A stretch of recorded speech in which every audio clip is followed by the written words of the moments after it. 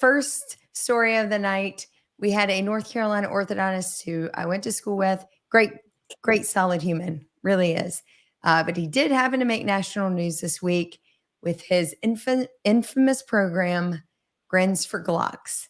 It was supposed to be a private offer where he was working with a local gun club. I believe he's affiliated with it somehow, where they were doing, you could get Invisalign done, and in exchange for deciding to close the Invisalign for the day, you would receive a gun. Now, he defended this by saying they were all background checked beforehand. Like they did do all the due diligence, and probably the majority of them were members of the gun club or affiliated in some way. So it wasn't just this mass distribution. Certainly was intended to be a private promotion, but it did escalate very quickly and was in the local news the very next day and hit national news by Friday. So I think it made our local news. Yeah. So anyway, Godspeed. I wish Gladwell the best of luck. Hopefully this, just dusts over, or heck, it probably just grew his business tenfold. Because no press is bad press. So we'll see what comes of that. But certainly we did make the news this week. Another interesting story. I hope Chad gets to see this because I thought he would find this most interesting because of his affiliation with a particular study club, which we'll talk about. But a former dental manager was convicted of embezzlement to the tune of $130,000 from a Washington office that she was using to live a fairly lavish lifestyle, which we would do if we happen to have an extra $100,000 sitting around. Unfortunately, though, I have to say this wasn't her first encounter with doing something very similar. So you'll find this super interesting. It was back in the 2010s where she first kind of came on the scene with this idea, I guess, maybe, of how she could swindle through some additional money by being a coordinator at the Seattle Study Club. So she worked for the Seattle Study Club for a few years, and during that time managed to rack up $35,000 in fraudulent credit card charges. She felt great remorse from that decision, and so she was let go. She admitted guilt, but Seattle Study Club, being very kind, did not press charges. Well, fast forward a little bit later, she ends up in another dental office, Gentle Dental, which I believe is a chain, or at least we have some around here, where she was able to amass about $40,000 in cash from patients who were trying to pay a bill. That did take her to court, but she got off admitting guilt, but only had to pay a fine and served a 1 month in jail. But then fast forward to today in 2017, she started the similar practice again of embezzling from the practice, and this time got up to $130,000 before she got caught. What's the moral of this story? Well, interestingly enough, when I was preparing for the news tonight, there were so many stories of embezzlement hitting different news channels that I follow in the dental world. And I thought this is becoming much worse. And I think with the economy and being what it is, obviously she was a repeat offender, but I think you're starting to see these things pop up more and more. Number one, we've had a great guest. If you didn't watch the show when David Harris was on and he talked about embezzlement, he was fantastic at giving pointers on how you can stay on top of your books to make sure. Independent audits of folks not affiliated with your practice is also really important.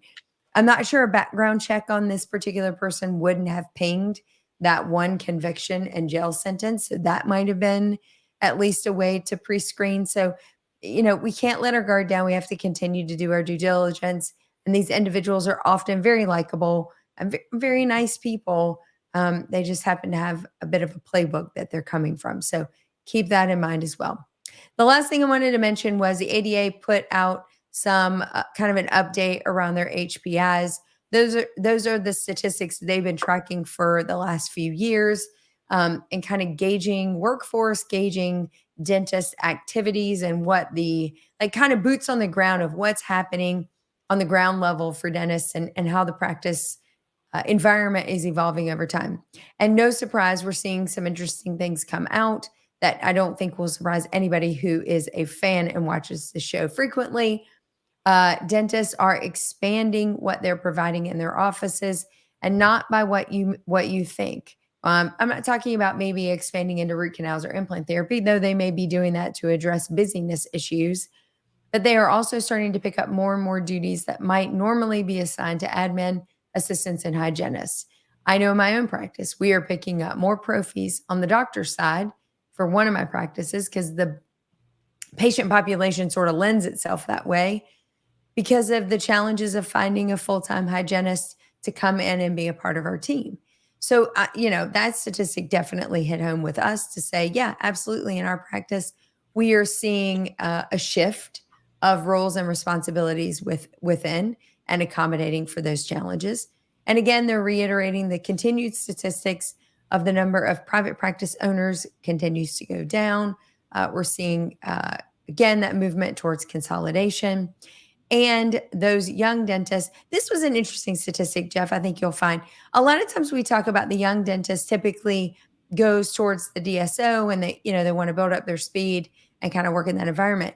This statistic highlighted whatever the dentist decides to do upon graduation, whether it's a DSO, private practice, mentorship, whatever, they typically will stick with that now for about 5 years. So it means that if they go into the DSO, it's a more mindful decision that is likely the type of business and practice they want to pursue.